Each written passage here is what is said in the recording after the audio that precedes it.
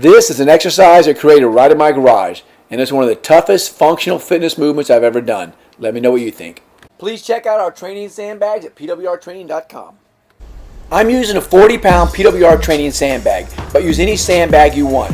Grab the sandbag in position 1, which is the inside handles. Roll the bag on top of your forearms and bring it up to a high clean. Then, and this is important, squat down, don't drop down. Once you're in a full squat position, roll onto your back, extend your arms over your head, and touch the bag on the ground over your head. The bag has to touch the ground to be counted as a full rep. From this position, in one continuous motion with momentum, bring the bags all the way over your knees. One fluid motion, stand up, press the weight all the way over your head, and make sure that your head extends through your arms. From there, the bag has to go back to the ground any way you want it. I find it easier just to follow the bag down. Once the bag's on the ground, place both hands on top of the bag and do a full push-up with your chest touching the bag. No other part of your body can touch the ground except the chest touching the bag, or it's considered a no rep. Spring back into a low squat position, lower the bag back over your head, and that's considered 1 rep. I had no idea what my overall time was going to be, but I was trying to get under 10 minutes in my mind. You be the judge, and you'll see what I mean at the very last rep.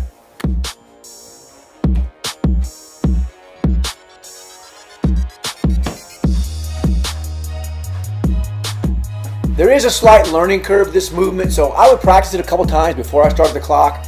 I have never done this movement for 50 reps for time, so I kind of started off cold also, but I have done this movement before, so give yourself a little bit of time to practice it, because when you start getting tired, you kind of start forgetting what you're doing. At least I did.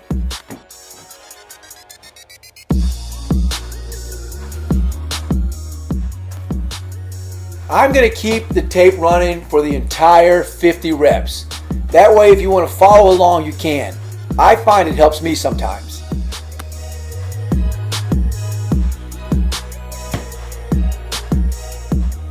I also like to keep track when I'm doing a rep count for time, because sometimes when I get tired, I lose track of exactly how many I did. So I go back and I watch the video to make sure. And actually in this video, I actually did 51 reps. But don't worry, I stopped the clock at 50, and it looks like it's right at either 9:59 or 10:01. You decide.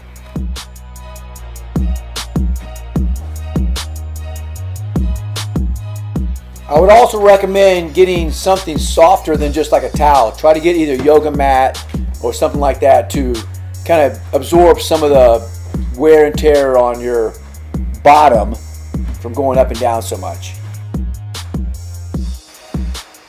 You may also have noticed that I actually taped this mat to the ground because I knew that I would be kicking it around, but even with the tape, I actually had to adjust it a couple times. So do whatever it takes, but what you don't want to do is have to stop during the middle of this, because I've had to do that before and it's no fun.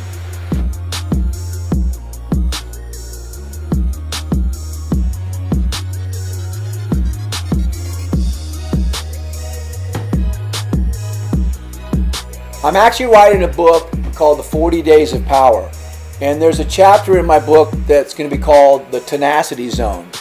And in this workout, when I get to about rep 40 or 45, I'm going to explain what I consider the tenacity zone. So stay tuned.